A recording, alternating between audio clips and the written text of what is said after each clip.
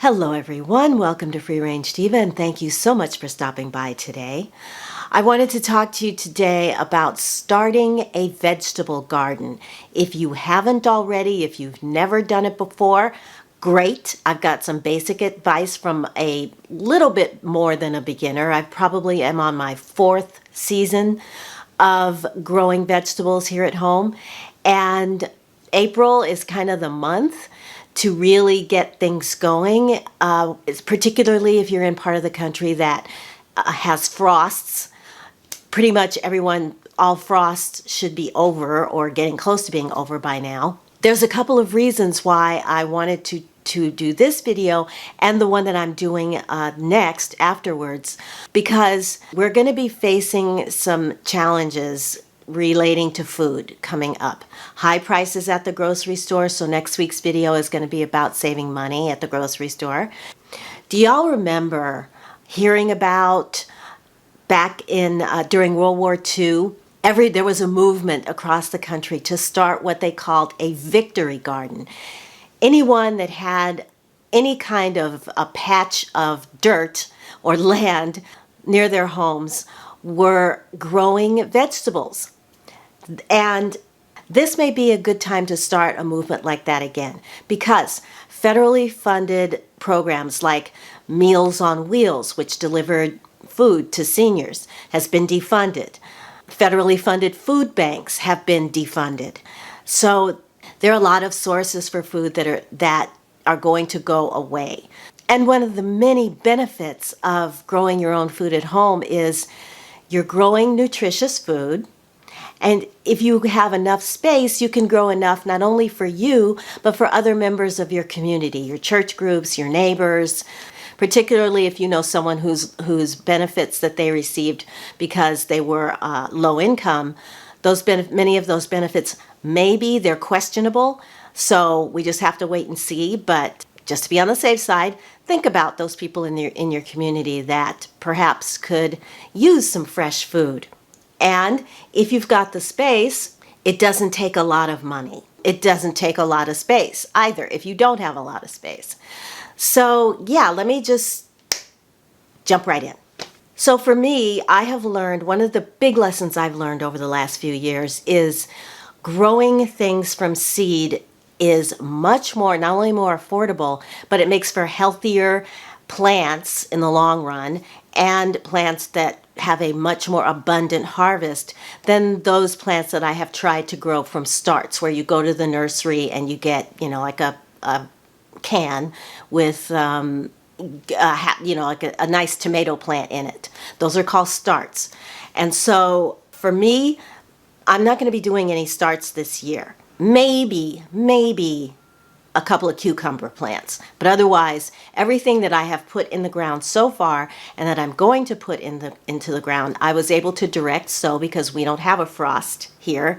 So I started sowing seeds about a month or so ago, and I think I mentioned in a video that I have a raised garden bed, and I had put the seeds in there, and some creature had just dug everything up, except for a portion of the garden bed that was covered in chicken wire. So right now I have things growing. I tried to put everything back. I've added more seeds to that bed, and I can show you that there are things coming up now that are starting to grow in. I have also started a small bed in the ground right next to it, and I planted a row of beets and a row of carrots right now. And then fortunately you can do something called succession planting, which means that you start 1 week, you wait a couple of weeks, and then you put more seeds in near it so that you always have something coming up.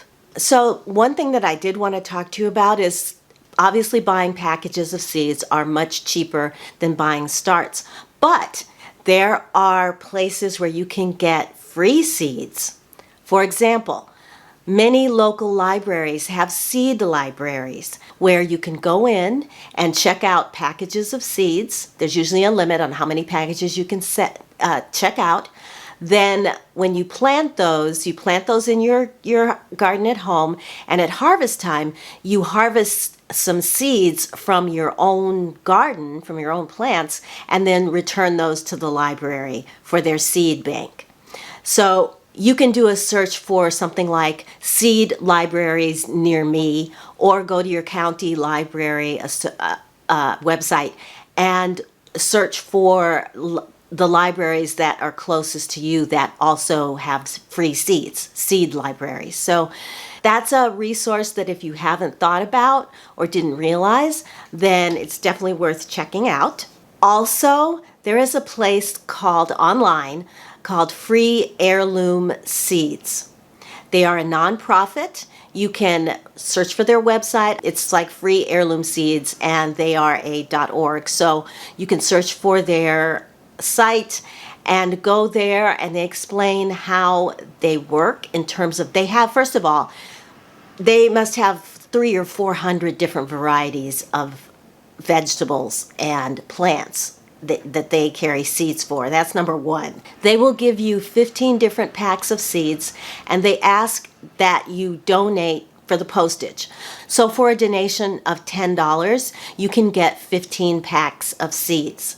However, if you cannot afford that, and not everybody can, because people are living on fixed incomes. So if you can't afford that donation, you can still get 8 packs of free seeds. Just let them know that you are not able to donate, and they will still send you 8 packs of seeds of your choice. And you can scroll down through their site and pick out whatever packs that you want and get them for free or nearly free. Those are 2 resources. In addition, seed packs are usually gonna run you at the big box stores or wherever.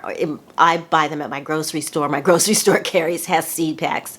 They're usually $3.50, $4, $5 for a pack of seeds. So now is the time to start to, if you haven't done it before, it is really easy. There are tons of videos online. You basically need, if you're going to direct sow, which is what I recommend, because there are lots of plants that don't do well when you start them. Let's say you start them indoors and then transplant them outside. They don't, there are lots of different plants, like for example, plants that have a long taproot, like Swiss chard. I have never been able to successfully grow chard by either putting out starts or starting them inside and transplanting them. I've never been able to do it until I started direct sowing. Now they're growing like crazy. Also, root vegetables don't do well if you transplant them from a start. So yeah, direct sowing is definitely the way to go. You just got to get started now. If you need to amend your soil, you can do that. There are lots of different soil amendments that you can get at the garden center that are pretty cheap. You may also want to pick up fertilizers. I tend to use a starting fertilizer with my seeds, but I don't all the time. You don't have to. Just get you some nice, rich soil. If you don't have a lot of space and you're planting maybe on a patio or in a sunny window in your house, then you'll just need a little bit of soil for your planter.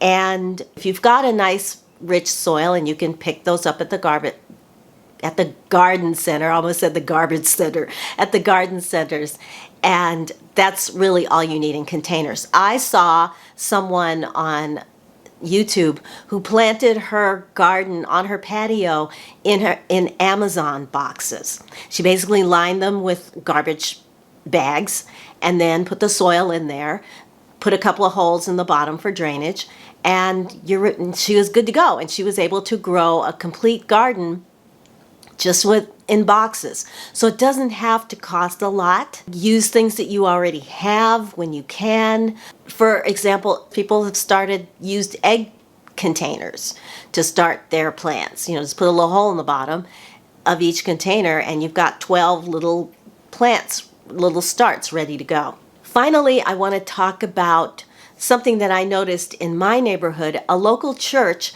has started a neighborhood garden. So if you're in a small place and you don't have a lot of sun and you don't have really anywhere to plant anything, then check out places in your neighborhood, particularly community centers, churches, schools, that may have space and will allow people to come and plant things on their property. like I said, my local church has a really, it was just a vacant piece of land that was right next door to the church. And so they turned the whole thing into a raised bed garden, and people from the neighborhood can come. And usually there's a fee of some sort to be able to plant there. But for sure, look around your neighborhood. And if you don't see anything like that, look for a plot of land and start your own little neighborhood garden. Send out flyers to all your neighbors and let them know what you're doing and where you want to do it. Get permission, and you can just start your own. So anyway, let me close out by I'll just show you a few things that I've got growing right now. I also wanted to let you know before I go that my computer is dying. It is on its last legs. I purchased a new one. It's on its way. It hasn't been delivered yet. But that's why my schedule's been a little weird, and it's probably going to be a little weird for a while. I don't know how long it's going to take me to edit this particular amount of footage. It's not a lot, but it's just, everything is just taking slow. So until I get my new setup, my uploading may be a little bit sketchy. So just so you know, that's what's going on. Anyway, yeah, so here's what I'm growing. I started with chard, and then I also have lettuces. I've got carrots growing out there. I've got planted a row of beets and a row of carrots in the ground near my raised bed. I just put those in a few days ago, so there's nothing coming up there yet. I've also got radishes growing, and I think there's some, I put nasturtium seeds in there. I don't know if anything's coming up, but we're just going to wait and see, because they that little area got dug up early on. So we'll see if if they come up or not. But that's what I've got growing. Now, if you don't have a lot of space, I wanted to give a shout out to my favorite root vegetables: carrots, radishes, turnips. These don't take a lot of width. They just grow down. So if you've got just a planter, then and it's not a very big one, then definitely consider root vegetables like that. Tomatoes do not take a lot of width space. They tend to grow up. So they're another one if you don't have a lot of room. And herbs. An herb garden doesn't take up a lot of space either. And herbs are one of those things that grow well from starts. Yeah, you can easily do an herb garden. And I'm looking for some seeds right now, because I want to grow microgreens on my windowsill. So I will definitely show you when that gets done as well. And let me show you the only thing that, after 3 years of trying to start plants indoors and from seed and then transplant them, the only thing that I have been successfully able to grow is this. And this is not food. This is actually going to be a big, beautiful salvia. And it's not approved in winters. That's just a can that I used to transplant it from its original little seed tray into something else. But yeah, this is going crazy inside. I'll put it outside in probably after May gray and June gloom. So early July, I'll probably move this outside where it can get lots of sun and really get big. Okay, so I think I've covered everything that I wanted to share with you in this video. Stay tuned. Like I said, my next one's going to be about saving money at the grocery store. So if you enjoyed this video and it was helpful, then please consider giving it a thumbs up. And if you want to see that video and more from me as well, then please consider subscribing, and don't forget to hit the notification bell so you don't miss a thing here at Free Range Diva. Okay, everybody, until I see you in my next video, I'm just going to wish you a wonderful day, wonderful week. Get planting, and I will talk to you again very, very soon. Bye.